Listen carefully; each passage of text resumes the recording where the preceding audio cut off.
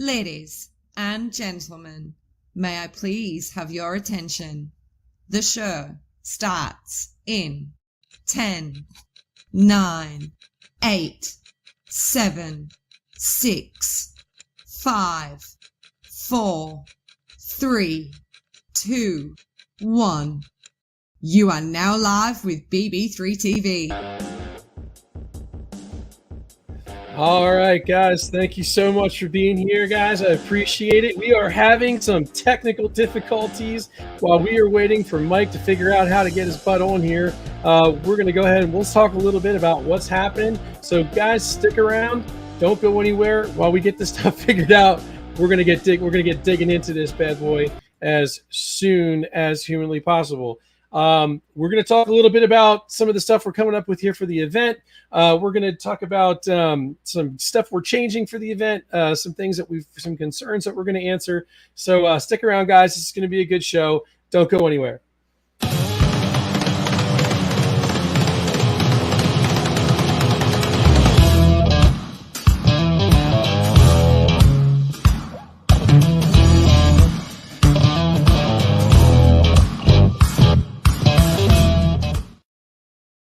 All right, guys, if you haven't done it, anybody, if you're all new here, Off the Cuff and my show is being hosted by the BB3 TV network. And if you get a chance, head on over there to facebook.com/BB3TV and give us a like and follow over there. A ton of variety entertainment over there. If you like the paranormal, head on over. There's tons of shows with paranormal. There's gamers. There's all kinds of stuff. It's a great place for some variety entertainment. So head on over there to facebook.com/BB3TV. Also, guys, we are on YouTube. Head over to YouTube. Give us a like and a share, follow, whatever you guys do over there. Subscribe, hit that notification bell so you never miss a video when we go live. It's a good place to get some quality entertainment. So, guys, we are experiencing some technical difficulties on Mike's end. So while we're waiting for him, I'm just going to jump right in and we're going to talk a little bit about some of the stuff that I wanted to talk about anyway. So as you guys can, I'm sure you are aware, I get pretty blown up on a daily basis about what we're doing for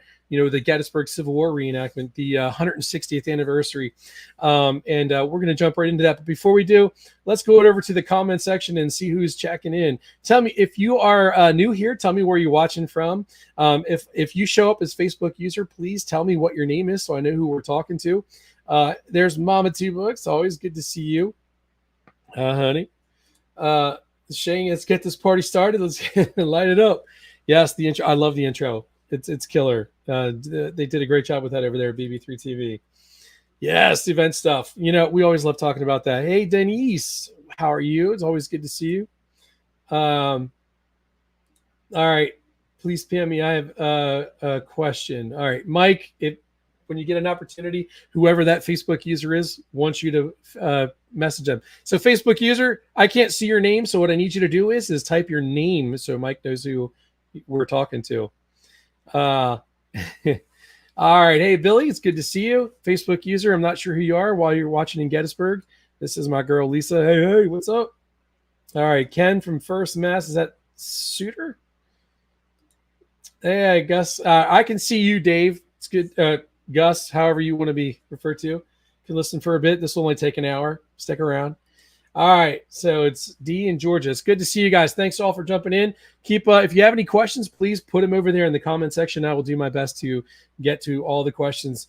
So, guys, I'm getting a ton of emails and I'm getting a ton of messenger requests and things like that because you guys have a ton of questions and it's great. I love it. So keep them coming. So one of the things that I really wanted to get involved in talking about today is some of the stuff that seems to be getting misconstrued and maybe not really well understood about where, my direction, where I'm going, with the event.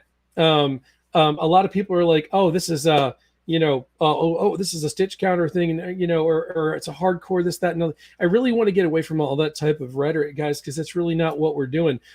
People act like they're concerned that we brought Chris Anderson, Rear Rank Productions on board, and and he's a hardcore campaigner guy. No, Chris is just a guy who likes authenticity. Like we should all like authenticity. But being said, guys, this is the PCWA, We're the Patriots of the Civil War Association, if there's any confusion. We are a 501c3 organization, and this is being conducted according to the standards that I personally are setting for the event. So Chris is a great guy, and Mike, these are great people, but don't be confused. This is, we have standards and we want certain things to be a certain way, but we're not doing this in a way that is going to be pushing, a certain faction of people away from the event, because it's just not interested. We're not interested in doing that. That's not where we're at with this. So let's just be very clear that this is, kind of an all-inclusive type deal, and that's what we're looking for. Now, that being said, somebody emailed me today, got pretty feisty with me over period eyewear. And, I want to make this very clear. I mean, if you are able to do something like that, then that's great. I mean, so let's think about this, guys. Shouldn't you want to be as period correct as possible? I mean, that's what we do, right? As reenactors, right? We're creating a certain time period. The guy literally told me, he goes, we should stop thinking like this is 1863. I'm going to scratch my head a little bit, because what we're reenacting is 1863. Gettysburg happened in July of 1863. So correct me if I'm wrong. I'm not trying to be a douchebag here, but that's a dumb thing to say to me. I'm sorry, it just really is. I'm going to call it like it is. Guys, I'm a transparent person. I'm an honest person. I will always be that way. I promise you that. So if you're going to say something like that to me, why are you reenacting? I understand that we spend a lot of money on kits. Especially you zoo-offs. You guys are spending a lot of money. There's a ton of money involved in this hobby. But if you choose to go down that path, you're accepting certain realities, guys. I mean, right? You chose to be a zoo-off. You chose to spend that kind of money on your kit. I didn't force you to do that. I'm not forcing you to go out and spend $600 on period eyewear. I'm not doing that. That's not what I want. But don't come out to the field thinking you're going to get away wearing freaking, Oakley sunglasses, your flak jackets. It's not going to happen. This is 1863. Okay. When you're on that field, it's 1863. I don't care if it's 2022, 2023, or 9,000. It doesn't make a difference to me. We are recreating a time period. So don't come at me with that kind of stuff, because let's be honest, it's kind of ridiculous. eBay has great antique frames under $20 all day long. Well, there you go. I mean, there is a perfect suggestion for you.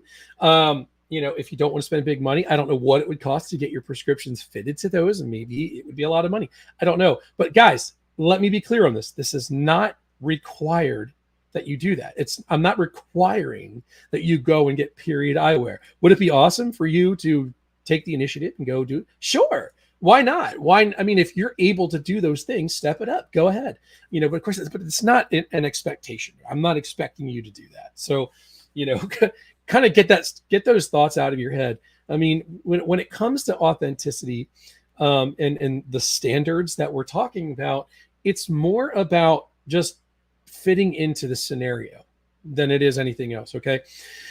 I had a great conversation with a gentleman, and I won't mention his name. He didn't give me permission to do that, so I won't mention his name. I'm sure he wouldn't care, but he brought up something a very good point, and I want to emphasize this. Okay, I am not perfect. And I'm not trying to be perfect, but I'm very pliable when it comes to this stuff, and I'm very open-minded, about how to do this in a way that is inclusive, for everybody. So the question of mixed camps came up, and he says, "Hey, Dustin, what does this talk about mixed camps? You're going to have a military camp, but then you're going to have a civilian and military mixed camp. What's that about? So are you not allowing wives to stay with their husbands in the camp and things like that? Because people like to come out with families." Initially, I was thinking along those lines. I was thinking I want a military encampment to be a military encampment. Okay, but let's think about this a little bit differently. There was no garrison encampment in Gettysburg. And so in my thought process initially was, well, let's have an encampment that really does mimic an appropriate military encampment. But we're going to keep all the really Farby stuff and keep it out of it. We're going to separate all that. This is going to look appropriate. We're going to set it up military. But I, as a family man, okay, I am married and I have children who all love to reenact the Civil War, and they all love to come out with me. I love to fall in with my guys, and my family enjoys staying in our street with us. And that's that's not authentic. So the way we decided that we're going to kind of look at it, maybe we're not even going to emphasize any of it at all. We're going to get rid of the whole mixed camp thing, okay? Because we are a family, organization. Okay, here at the Patriots, the Civil War Association, myself, and my organization, my staff, we are family-oriented people. So we do not want to, drive that wedge, so to speak, during the event. So civilians and families will be allowed to camp together. That does not mean that the camp will not be strictly set up military. Okay, it is still going to be set up to military standards. There's going to be, an officer's tent, and there's going to be, streets. It's going to be set up appropriately. Don't come at, please. I'm giving. Okay, so I need you to give a little bit too. Please don't come out here and set up 3 wall tents for one street. Please don't do that. Please don't do that. I mean, there's going to be one officer's wall tent, and then they're going to have their street. That's going to be the way it is. All right, I'm not giving on that part. All right. So there's got to be some give and take. If you want me to be okay with civilians camping in the streets with the guys, okay, we're going to do that, and that's fine. You're still going to maintain military, bearing when you're in there, because here's what it looks like. That might not have happened, all right, but in a post-battle situation, say Camp Letterman, there were massive garrison encampment out there at Camp Letterman, and it was crawling with civilians, and they were helping take care of the wounded and things like that. So this presents great opportunity for medical scenarios to be taking place in camp, guys convalescing and getting better, and there's opportunities for us to still make that an educational experience. So that's the way we're going to approach it from here going forward.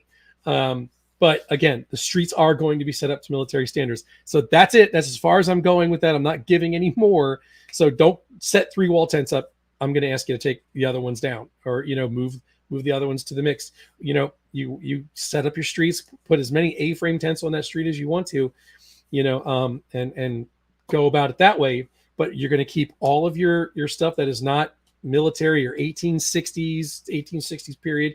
It's got to stay in the tent, out of view, out of sight, completely, period.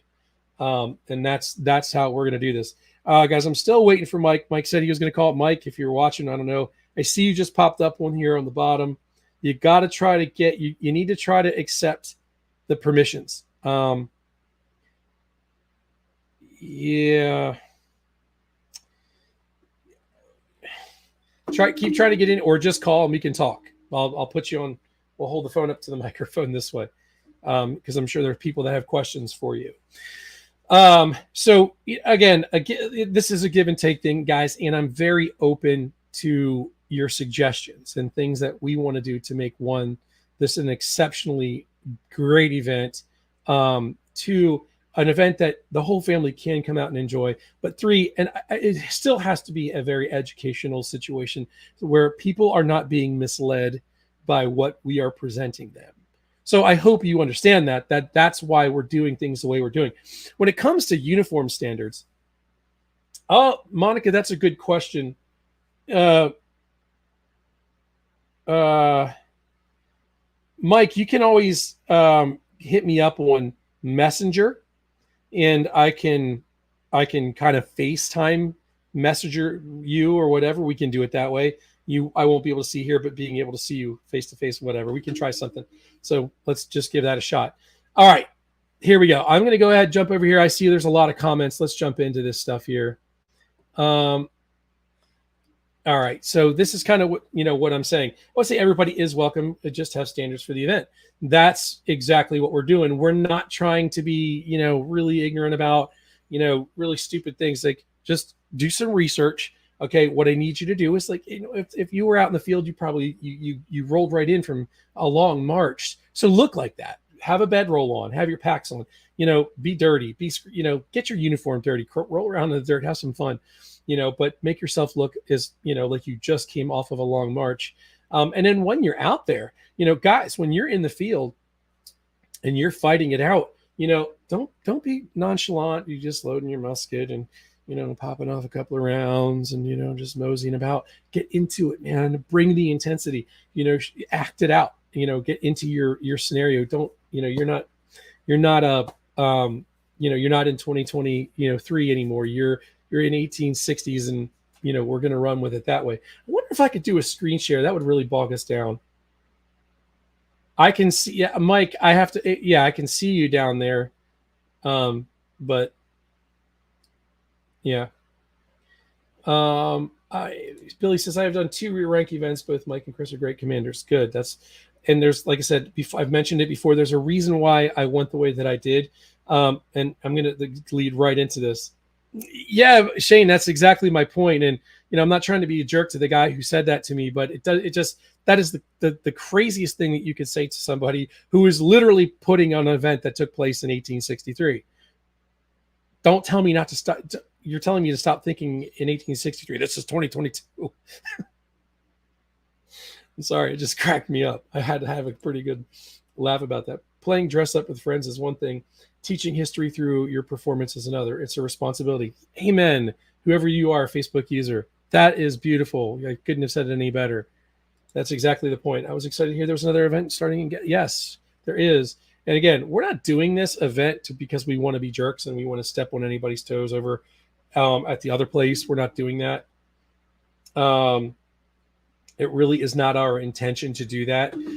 But something, I've gotten a lot of requests. There's a lot of people that just need something and want something different. And we're going to do that. We're going to provide something that's completely different. I mean, all right, we're getting away from the rhetoric, the mainstream, the campaign, or this, that. It's a Civil War reenactment, and we are going to do the best that we can to put on a really, really good show. That's what we want to do. Good experience for you. So, couple of things, guys. I had a great conversation with the landowner. Where would I look for to buy a dress to buy? Lisa, there's a couple of places, and some of these ladies that are on here watching can probably give you a better idea. I'm not really in the business of buying dresses, but I would probably send somebody to the Gettysburg Emporium if it was me. But you're across the country, and I'm not sure if they have online sales or not. You'd have to check into that. Check out the Gettysburg Emporium online. Shouldn't need 3. No, I'm way behind on comments. I promise I'm going to get caught up here soon. Costs like $100 for period frames, and lenses and contacts are another option.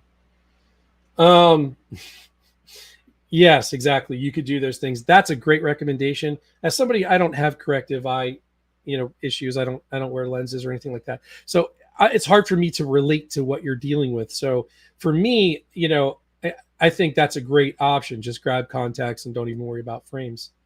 I mean, does it sounds like a cheap option? I don't really know. Basic standards from the 125ths. What basic standards are you referring to? I mean, it is basic. Is there a standard white page for equine protocol your organization is using or implementing? There is a basic. There is a basic standard protocol. I don't. I think the guys don't want you using paint horses, things like that. Not the best person to answer those questions. Equine questions are going to go to like Gay Davis, and I'm going to post a poem tomorrow for some veteran that explains why. Oh, okay. So Mike just messaged me. He said he is going to post a poem tomorrow from a Civil War veteran that explains why we have standards better than any of us can. So that's I'm looking forward to seeing that. If you post it to me now, I'll read it on the air.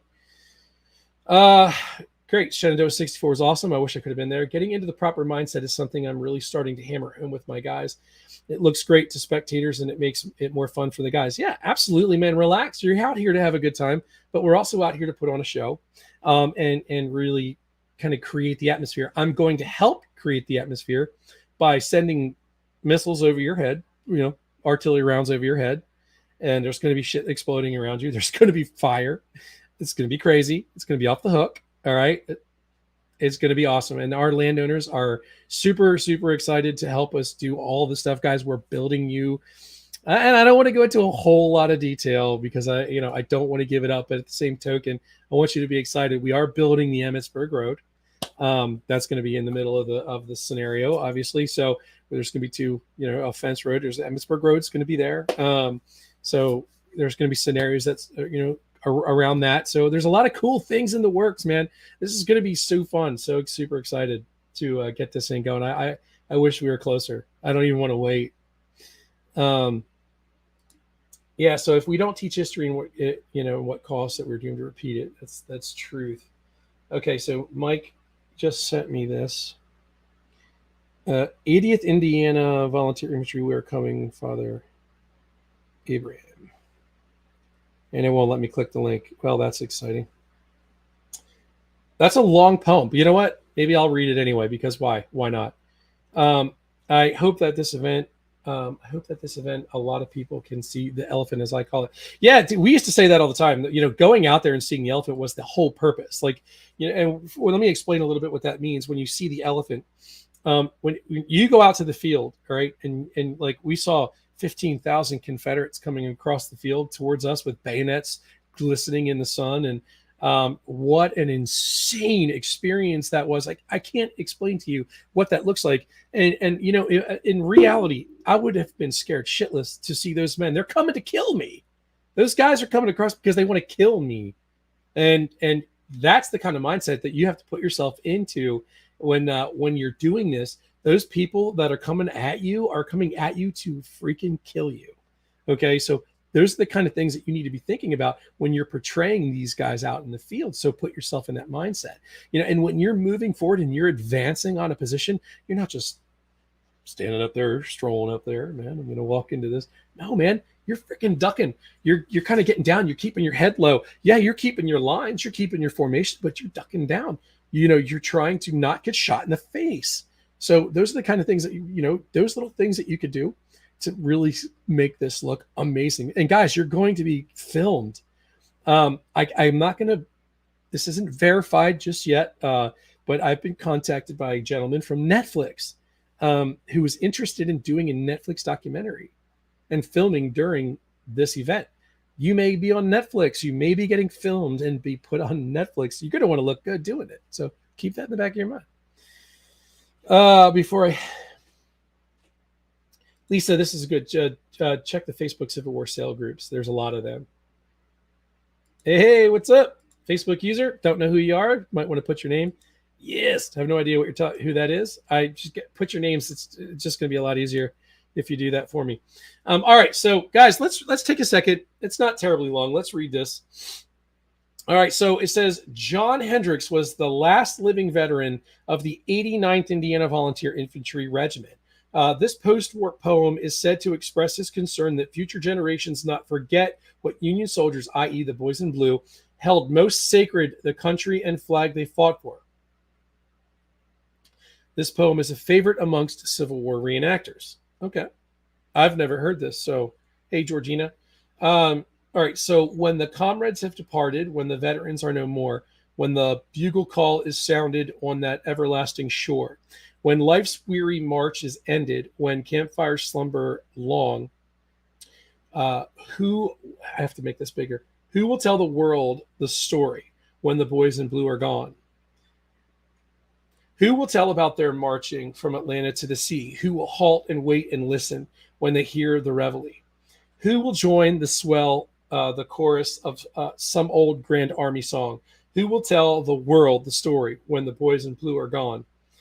Sons and daughters of this nation, you must tell of triumphs won. When on earth our work is ended and the veteran claims his own, you must all cherish Old Glory and its teachings pass along. You must tell the world the story when the boys in blue are gone. This is great. To that flag, our country's emblem, you must pledge allegiance to. To that flag, our nation's emblem, may our hearts be ever true. That the nation be protected against injustice and all wrong. You must tell the world the story when the boys in blue are gone. You must keep your country's honor from each stripe, withhold all strain. You must take the veterans' places and repeat the roll of fame. You must keep your country's honor and your flag above all wrong. then we'll trust you with the story when the boys in blue are gone. Wow, that's a great poem. Holy shit. I mean, that's a great poem. I've never heard that. And you know what, Mike, you're absolutely right. That really does tell the story better than I could. That's outstanding. So for women's historically correct clothing, check out Originals by K Somewhere in Time. Also S&S for knitwear, Button Baron for accessories, Timely dresses for bonnets, hats, and hair accessories, the Sewing Academy for free. There you go. Totally awesome resources. Okay. It's Dara. Hey, PA state protocol regarding testing for horses crossing state lines to be enforced. Oh, yes. And there's going to be the whole 9 yards, Coggins and all that will be checked. And if you don't pass, your horses will not be allowed. Thank you, Facebook use. Will you be using the ambient heat temp guidelines for the heat stress index, which takes the kit you are wearing into factors? This is a question for both humans and horses for stopping at dangerous temperatures. This is a great question for our OEM director, Mike Belgi. He is handling that along with Mike Lavis. All of those concerns, and safety is of the utmost importance for the entire event. Hands down, no questions asked, no safety will not be sacrificed for anything. I don't care authenticity or what. But some of the things that we are doing, we will have an air-conditioned tent for EMTs right there. Well, EMTs will be manning that tent. There's going to be EMTs literally scattered throughout. Plus, there's also EMTs in the ranks. There's medical personnel. Those people will be identified and will be used during the event. So safety is of our utmost importance, but that's a great question, Dara. And Lisa says, thank you, Facebook user. So again, guys, it's really important to us that we are putting on a quality event. That's really what we want to do. So when you hear us talking about standards and you hear us talking about, we want you to do, this, that, and the third, it's really small stuff that we're asking for. Okay. Don't worry about the mixed camp. That's out. We're not doing that. Forget it. Scratched. Okay. But the camp will still be set up, and we do expect military bearing to exist when camps are open. Please keep your Farby stuff in your tent. If you're going to bring out your igloo coolers, whatever, keep them inside your tent and keep the tent closed during the day. Please just keep that stuff out of sight. That's all we're asking. It will be enforced.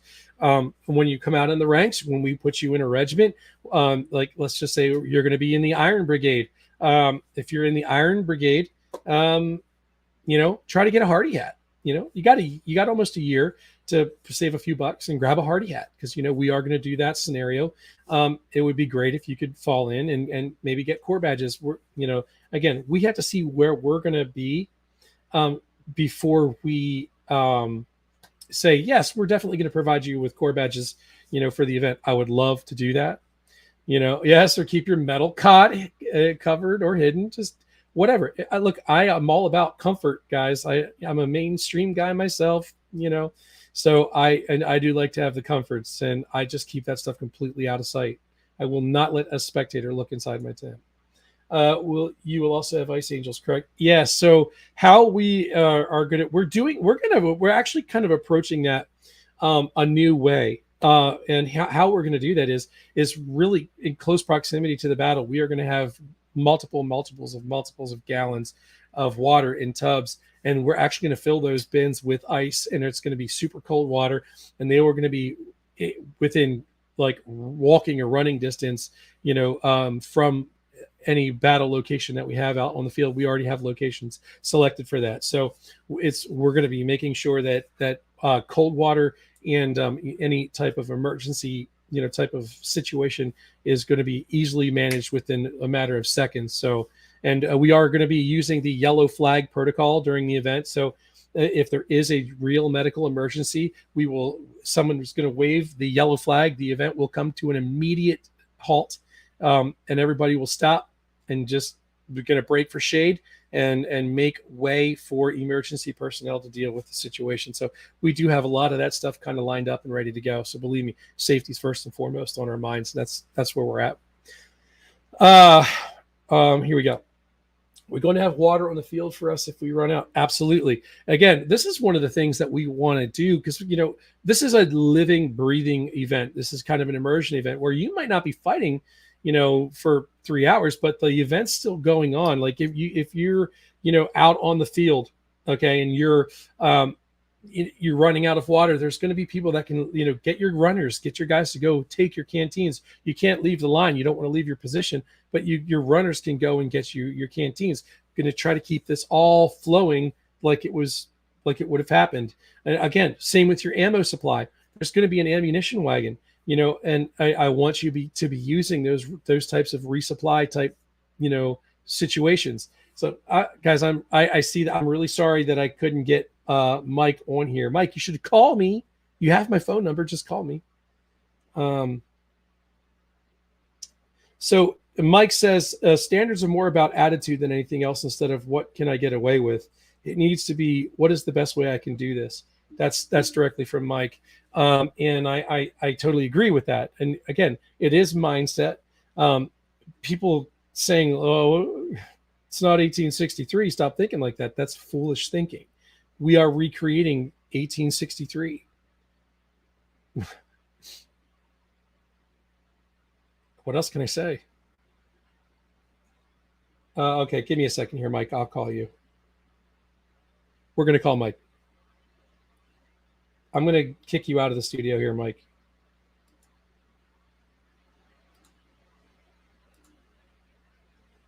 It would help if you answered, Mike. Okay, whatever's happening here.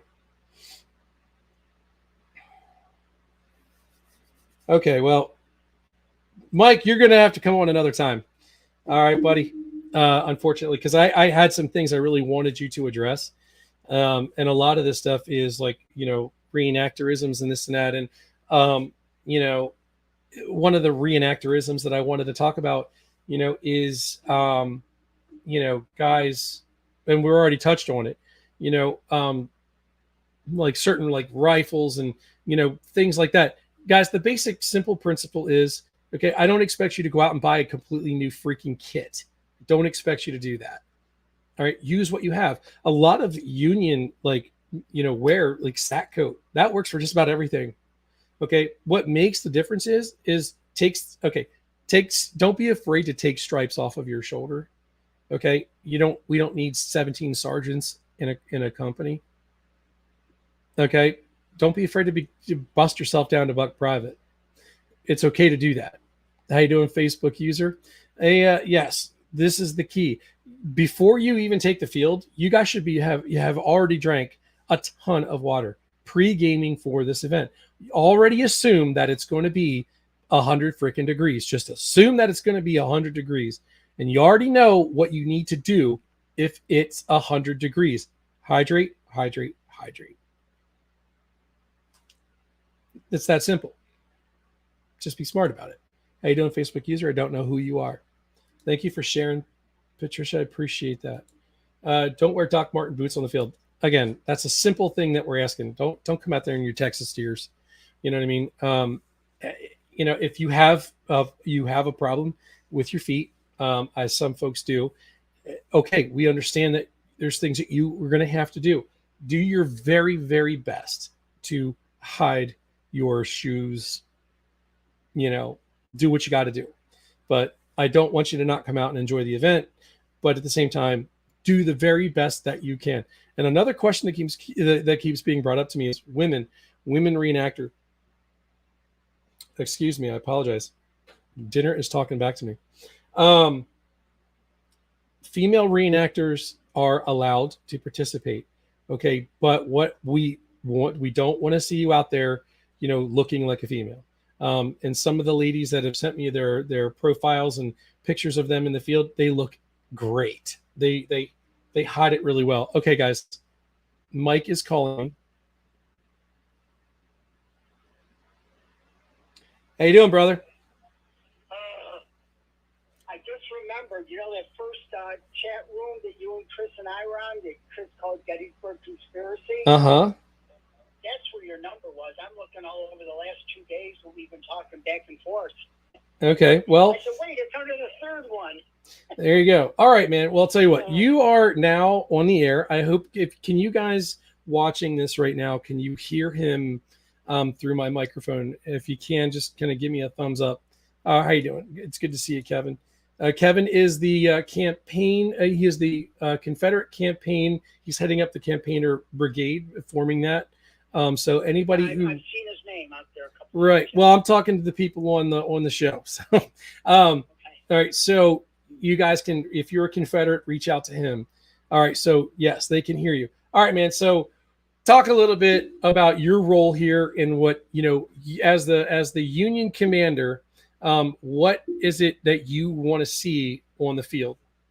Okay, I think the best way to explain it is to say that I view my role as one of having a lot of responsibility and not a lot of, being up front and everybody look and go, oh, there goes the general. I'm responsible for a whole federal side of everything to make sure it happens correctly, safely, on time, and to give everybody on both sides the very best possible experience of Gettysburg that we can. Right. That's it in a nutshell. I'm responsible for a whole lot, and I'm going to do everything I can to make sure it happens. Right. And dude, and listen, man, I definitely, appreciate your enthusiasm. I've heard a lot about you and what you're capable of doing on the field, which is why when it came down to making the decision to who I wanted to be the overall federal commander, I did it this way because one, I am a no politics kind of person. I do not want people coming out here thinking that they're going to push me around or boss me or telling me I'm doing this or I'm not going to do this if somebody's doing that. That is just, God, stupid behavior. I'm sorry. I understand that there's some bad blood between people. For whatever reason, I don't get it. Okay, we're all out here for a purpose. And I think that's what I really want to emphasize and focus on is the reason we are out here. It has nothing to do with our egos. Okay, it has nothing to do with I want to command men on the field. I'm sure it's a good time. All right, but we're not here for ourselves. We're here for the men who actually laid down their lives and paid the ultimate price. So leaving the egos at home is what I'm going to ask people to do. Leave your this is not about ego. This is about how can we recreate this event and teach it in a way that is beneficial to the public, people watching it, and to the guys that are out there trying to create the experience. All right, it's not egos. I don't keep your politics at home, please. That's my question. That's my favor I'm asking of you. Keep it at home. And I think if you do that, I mean, we'll have a much better time.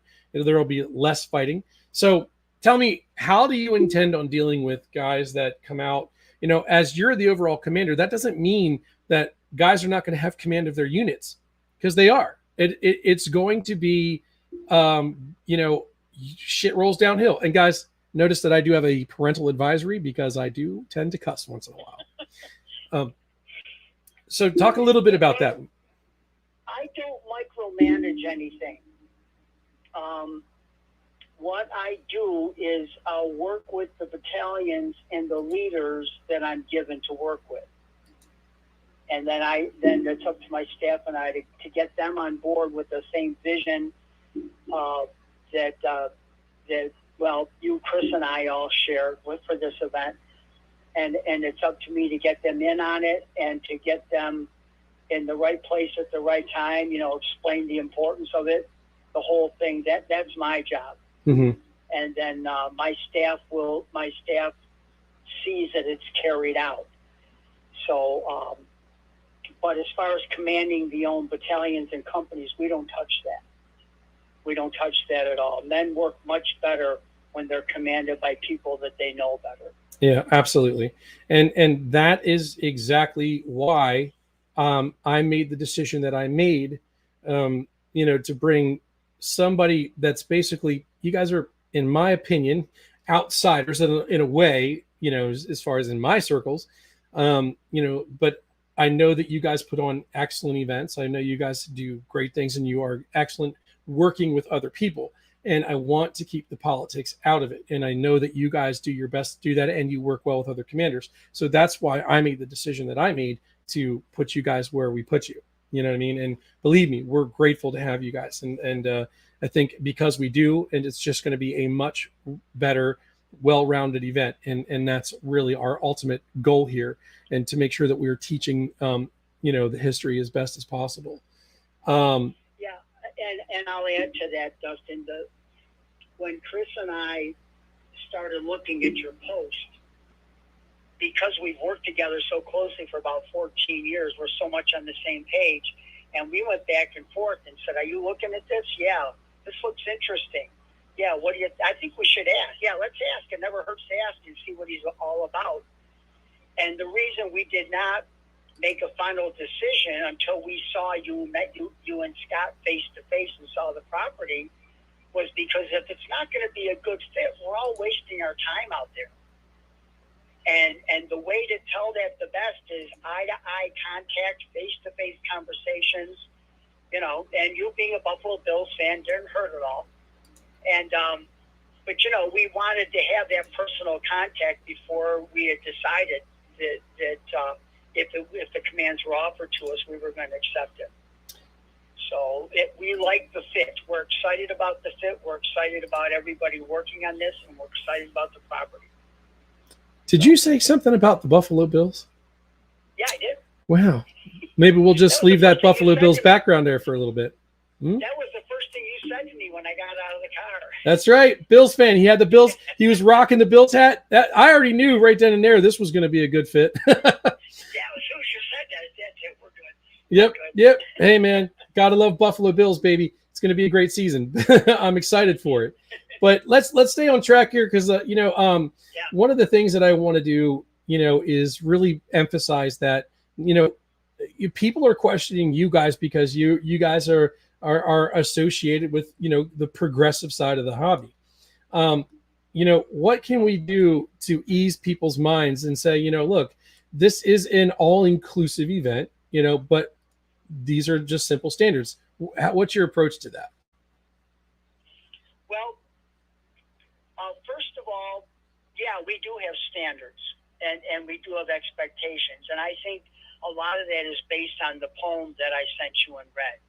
That we want to do the best we can for people who are no longer around to speak for themselves and who paid so much of a price for our country, freedom and things. Mm-hmm. But on the other hand, you have to be reasonable and understanding of, people today and what, we're weekend warriors and things like that.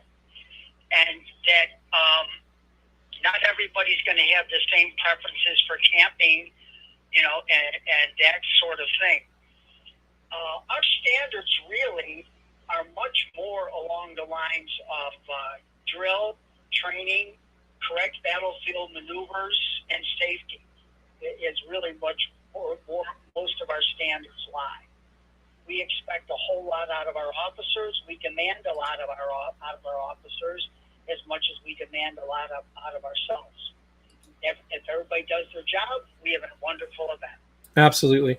And it looks good and people got value. And, one of the things, again, that I've heard multiples of times is, wow, Dustin's just doing this because he's trying to make money doing this. Guys, we're a 501c3 organization. There are people that are salaried that are going to be working here that will need to be paid. But really, my ultimate goal has always been to donate money and save battlefield land from being destroyed and developed. So, and I think our prices have reflected that. If you haven't seen what we posted for Re-enactor registration, early registration is $15. That is half of Cedar Creek's early registration fee. I mean, Cedar Creek is charging the reenactors more than they're charging the spectators. That to me is just not right. I mean, it's just not right. You can look it up. Yeah, see, that just to me isn't right. And again, it is never my intention to bash another organization. I will not do that.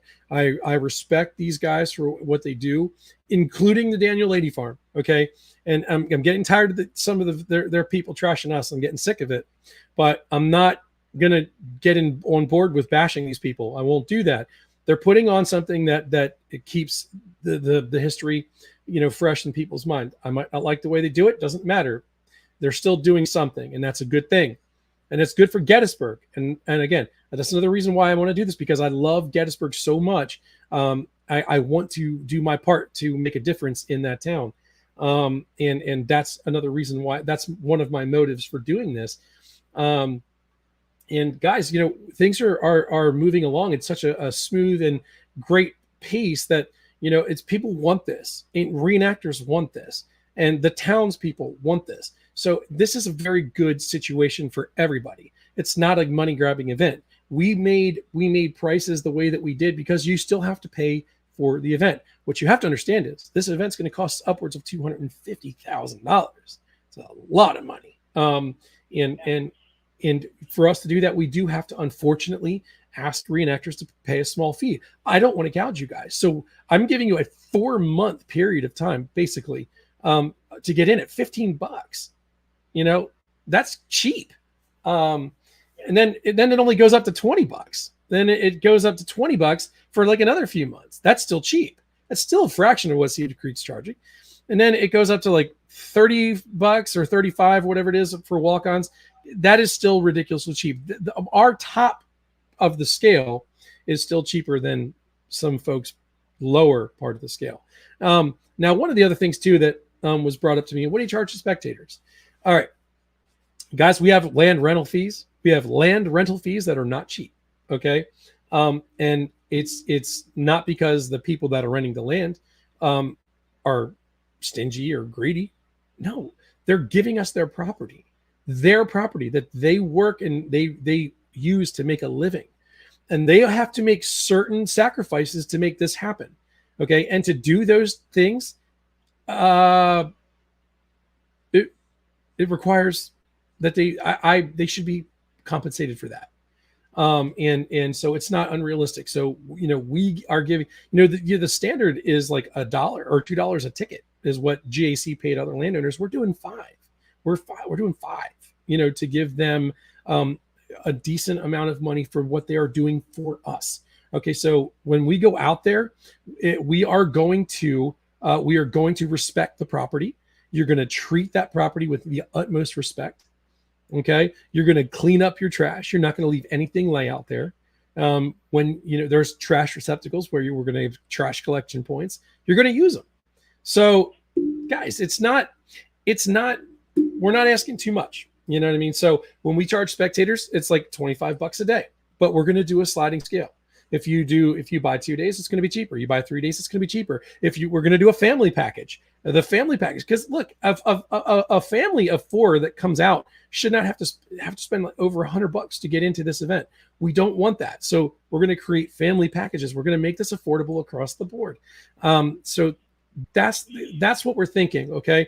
We want this to be enjoyable. And also I am setting a precedent here when it comes to vendors and people selling things like water. And I'm not going to allow people to come in here and sell $5 cheeseburgers. I'm sorry. I'm not. That's ridiculous. I do not want to gouge people. They can still make their money selling their burgers for $2.50 or $3, whatever.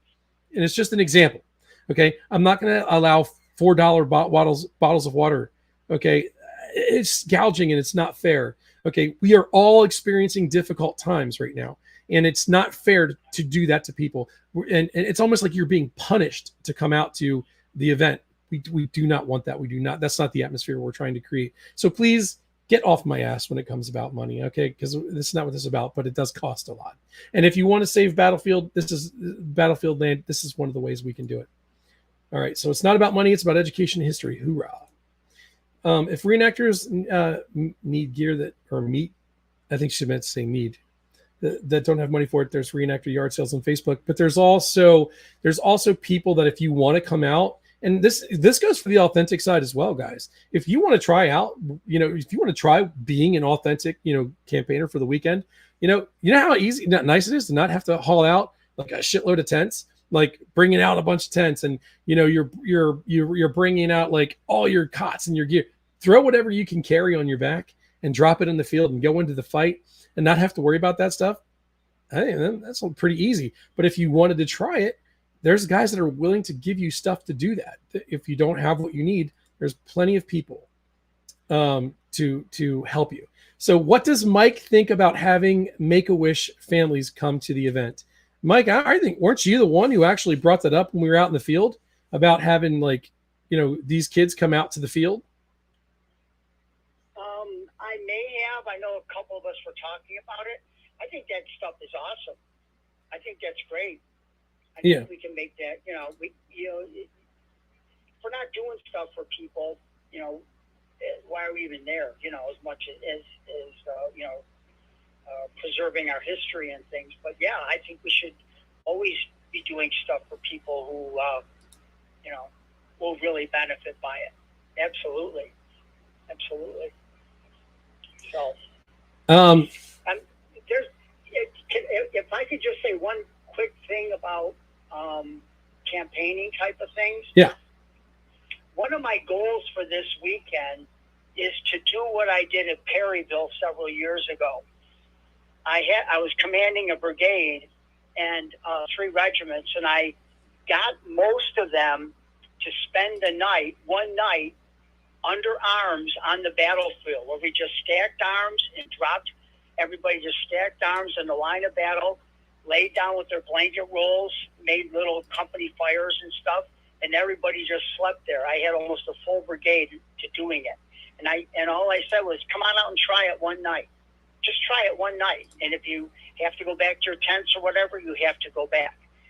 But the fact of getting more of an overnight feel, and there was a Confederate brigade that stayed down the hill from us, so they were opposite us.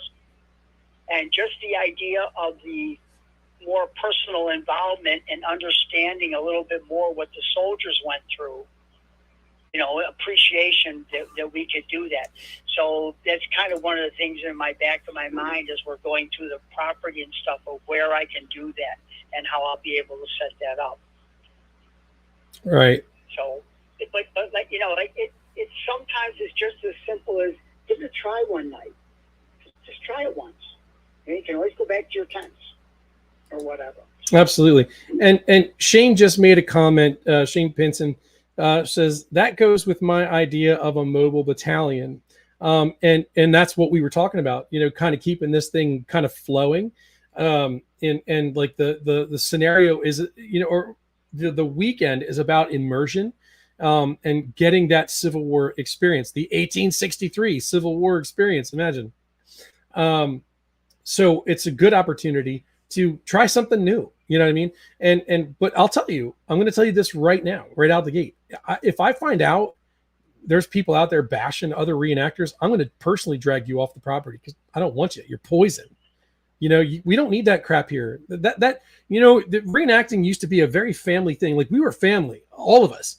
You could stroll to a Yankee could stroll to a Confederate camp, and they're going to sit there and offer you drinks. And this is obviously after hours and the camp's closed. They welcome you like your family. Sit down, have a drink. Let's relax, have fun, some laughs. The best thing about Civil War reenacting, in my opinion, has always been the sitting around the fire, and drinking and having a few drinks and some laughs with the guys and singing songs and and listening to the banjos or whatever, fiddles, whatever you guys are playing. Those are the best experiences that I've ever had. And I'll tell you, if somebody is there and they are toxic, don't even show up. Don't waste our time because you're gone. I'm not gonna have it. And if I lose people because of that, well then so frickin' be it. I don't care. The idea is that we are here to be a family and put on an excellent experience for everybody. So that kind of stuff isn't going to be tolerated. That's why I asked if a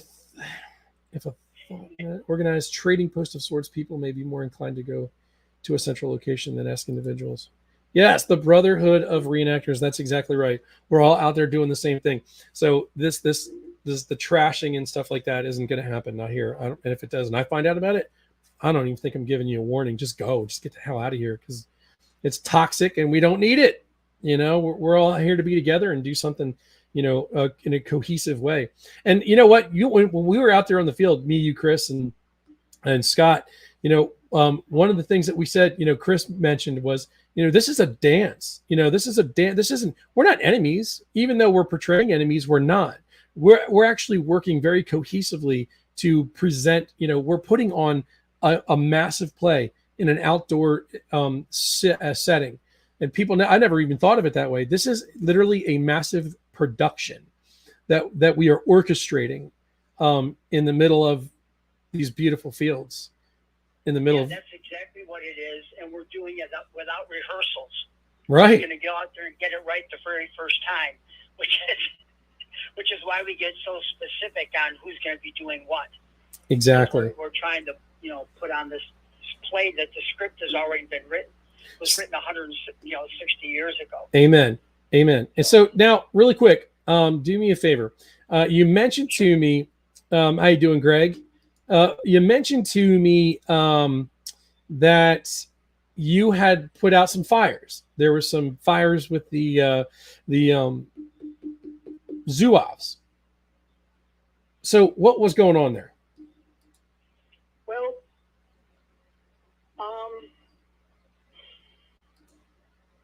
without getting into all the names and things like that, you just had several different people who had ideas for stuff for Gettysburg, and a few of them jumped in there and started stuff without really talking to other people.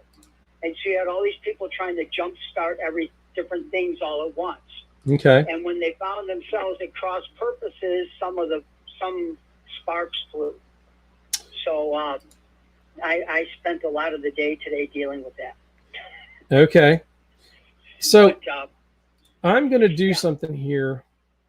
Guys, I'm going to share something. I'm going to share something on the screen here really quick. And I want to explain this in a way that's easy to follow, because this is how we're doing our scenarios. Okay, guys. Now, Mike, you can't see what I'm doing. So if you guys take a look here on the screen, I'm going to go ahead and make it full screen.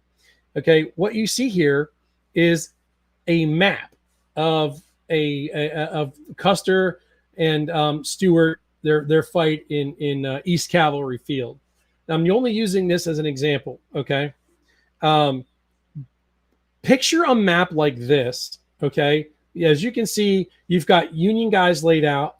If you can see my little guy moving around down here, you've got the Union lined up down here. You see these guys are in regimental like breakdowns. The 1st New Jersey, 3rd PA, 1st New Jersey, 1st Maryland, 3rd PA, blah, blah, blah. You see these guys all lined up, and then you see these arrows moving in, how they moved into the battle. And then you see over here, you've got Witcher, you got Chambliss, and you got Hampton and Lee. And you see they're circled around the Rummel farm.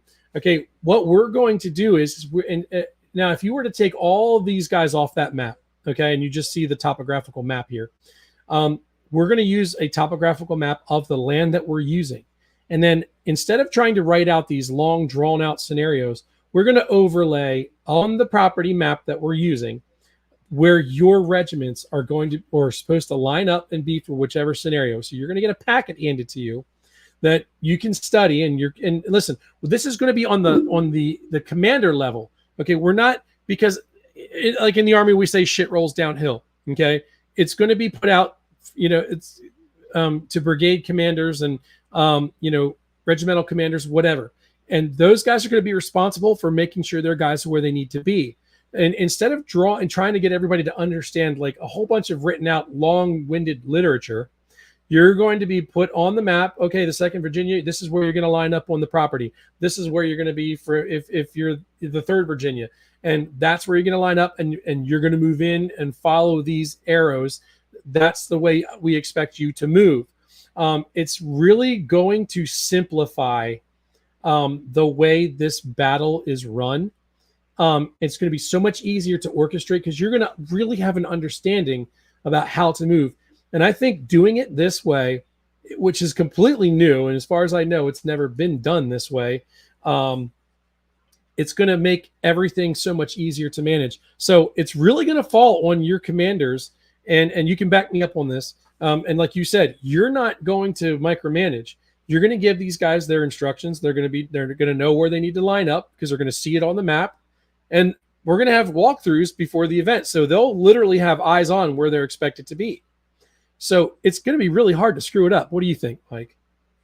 Well, okay. Yeah,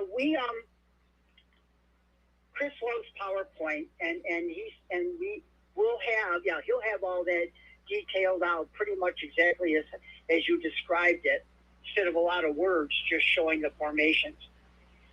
What we found out, and I know a lot of people don't agree with this or accept this, but it is much harder if you're an officer to do exactly what you need to do, exactly when you need to do it, and exactly the correct 1863 formation to do it in, than to just go up there on an open field and go say, okay, do whatever the heck you want. In other words, play Army. We're not playing Army, we're recreating history. So it's a harder test of leadership and command ability when you have a very narrow focus and a very narrow time frame. You have to be here, here, here, and here.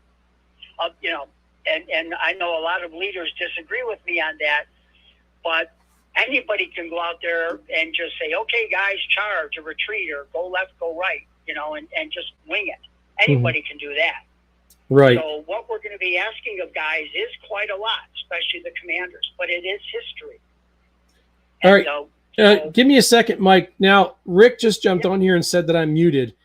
Can you guys still hear me? Rick said I'm muted, but Facebook user said it sounds great. So, I mean, they're still hearing me. Rick, just make sure you don't have your volume turned down, or you have, make sure you're set up on your end, because I think you guys can still hear me. And guys, real quick, if you see here, Rick Gist is your artillery connection to our event. This is the guy that you want to talk to. Yeah, everyone's saying they can hear me. So Rick, I think it's probably on your end, boss. You're going to want to, if you can't hear me, you have no clue what I'm saying. But what Rick Gist is the artillery, what's the word I'm looking for? Coordinator. That's the word I'm looking for. Are you talking about for both sides, the whole thing? Well, he is our associate. So he's attached to the PCWA. So he's acting as the artillery liaison essentially for both sides. So he's the guy who is in charge of like the artillery standards, and Rick is working on some of that stuff. Hey, Rick, if you have a second, can I send you our link? Can you jump in and maybe talk about that for a second? Would you mind doing that? I'm going to pull up Facebook really quick. Casey says yes. And I will shoot you the link to get in, Rick. You're doing an awesome job. Keep up the hard work. Thank you, Jay. I appreciate that. All right, give me a second here. This is going to lag out like crazy for a second, guys, while Facebook loads.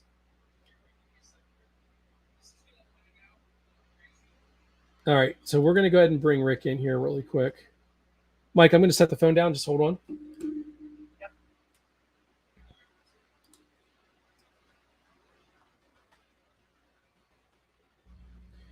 Oh, my goodness, this thing's lagging like crazy. Just bear with me, guys. I apologize. For you artillery guys. On Facebook, and you look like one of those old movies with the sink off.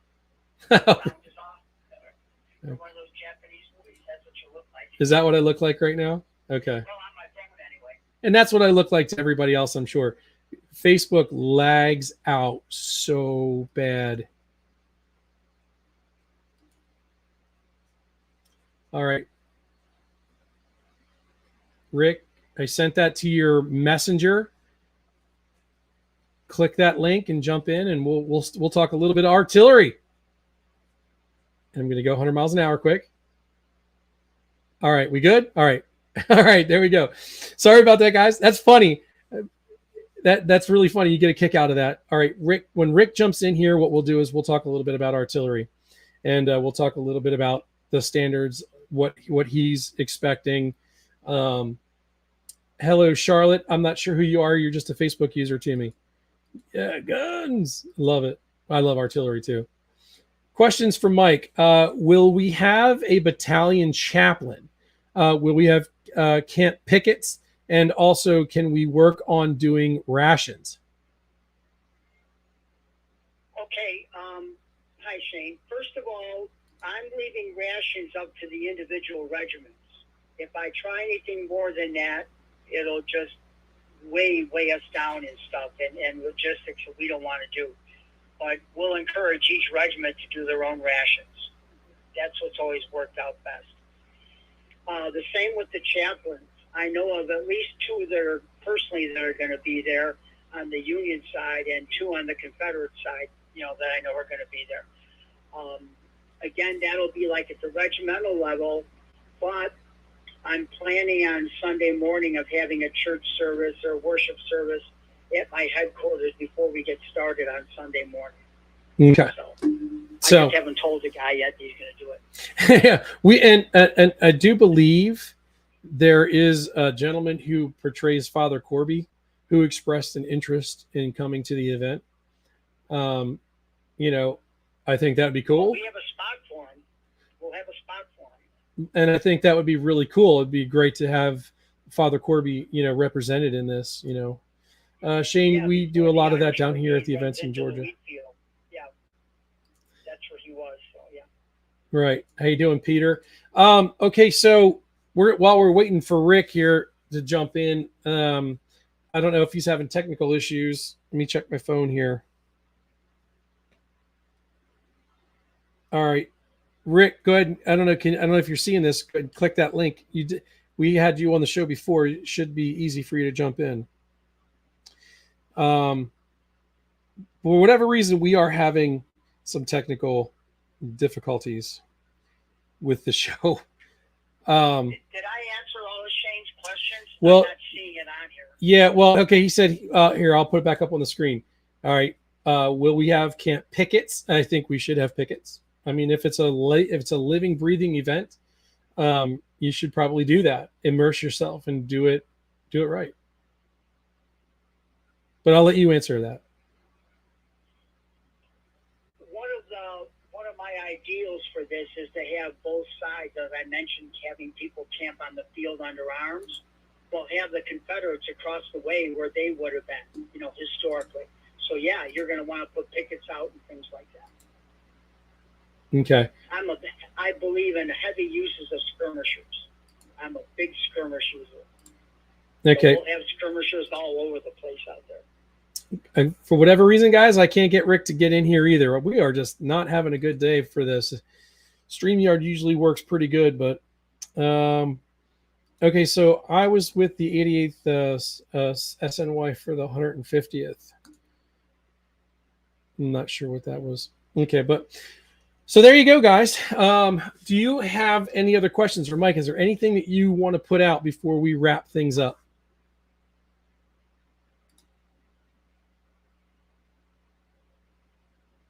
Mike, are you there? Yeah, I'm here. Yep. Did you hear me? Is there anything that you want to put out? I was waiting to see if anybody had any questions. Oh, no, I was asking. Okay, I'm asking you. Well, here we do have a question. So what are y'all's best estimate as to the number of reenactors, or is this number capped? Walk-ons welcome. So I'll go ahead and answer some of those questions. Right now, we are actually expecting a lot of people. There's a lot of large organizations that have said they are going to commit to this. But it's yet to be seen because again, that really comes down to registration when we open registration and how many people sign up. So that's going to really be dependent upon that. Walk-ons are welcome, but we're going to cut registration off. It's going to end something to like on the 10th or something like that. So that is going to change. I put out it's going to be open till like the 15th. That's too close. We need to know. I don't want to have 1,500 people register in the last 3 days, and then we didn't account accordingly for porta potties and things like that. So it's going to be we're going to cut it off at a point. So registration is going to open. We were shooting for the September 1st because we changed the venue and we're changing some other things around. We're probably going to push it to the September 15th. At the very latest. So shooting for the 1st, it's probably not going to happen. So look for registration and the website to be live by September 15th. Yeah, no join the link. That's a bummer. The number is not capped because we can field 15, 20,000 reenactors. Wouldn't you agree, Mike? Maybe that's a lot. I've seen 15 or 20,000 on a site, so yeah. But we can handle a whole lot more than what they've been what has normally been showing up at events lately the last several years. We can handle more than that for sure. Yeah. We're not capping the numbers.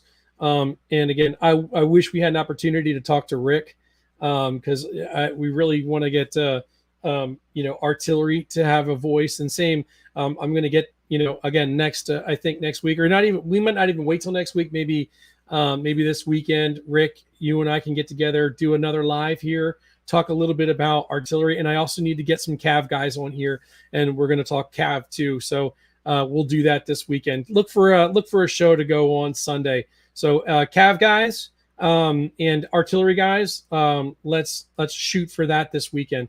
All right, Mike, I'm going to go ahead and say goodnight to you, man. Thanks for jumping on here. Sorry we couldn't get you on, but we'll get you figured out. We'll have another opportunity. We'll get you back in here. Does that sound good? Yeah, sounds good. Thanks for having me, Dustin. Yeah, absolutely, man. Thanks for coming in. We'll talk to you soon. All right, guys. Thank you all so much for tuning in here today. If you haven't done it already, can you guys please share this video out to your groups? Get this out to reenactor groups, and we've answered a lot of questions here today. Hopefully we address some things that maybe you are wondering about.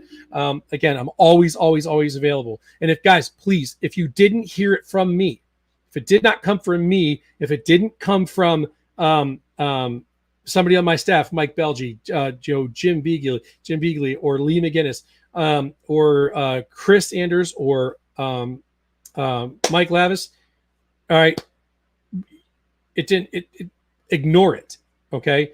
We put out information consistently, as you guys can see, and this is going to go on for the entire year. I'm going to do something every week. We're going to talk about upgrade, because I want you guys to stay informed. I want y'all to stay engaged. And the more you guys share this out, all right, get this out there. This is advertising, guys. If you want big numbers, share the stuff to your group. Okay. Get these videos out there. It's very important that you do that. We can accommodate a lot of people, and we want to accommodate us, a lot of spectators. We want people to come out and enjoy this event as well. So we're trying to do everything that we can to make this such an awesome, experience. And we're trying to do it completely different. So please, guys, hit that share button and put this into your groups. Get it out there. I sincerely appreciate you being able to do that. Yes. Yes. I'm excited when this guy said, hey, I do a Father Corby impression. I'm like, yeah, that's going to happen. So for sure. And that's a Wheatfield scenario too. So that's really perfect. And we're going to try to make that happen. So we're definitely working on the Irish Brigade and things like that, guys. We're doing so much out here, guys. You should be stoked for this event. Special effects are going to be intense. We're going to blow shit up. Kelly, stop it. You are not a moron. Cut that out. You are not a moron. Stop saying those things about yourself. It's not nice. All right, guys. Thanks so much for joining me.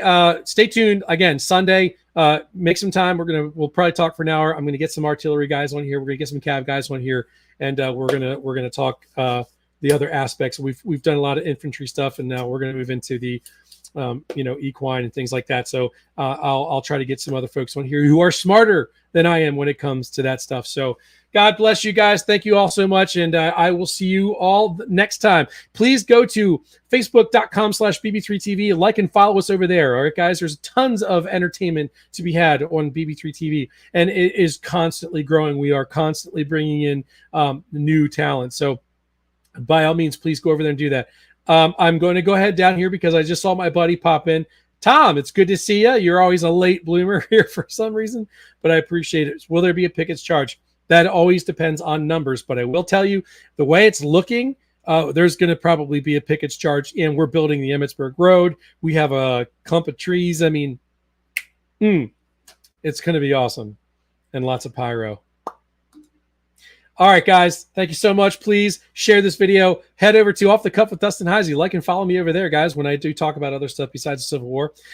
We try to have a good time on this show, and I'd appreciate if you do that. Like and follow us over there, and subscribe on YouTube. Go to BB3 TV on YouTube and hit that subscribe button and ring that notification bell so you never miss a video when we do go live. Thank y'all so much for being here. God bless you. I love y'all, and have a good night. Take care.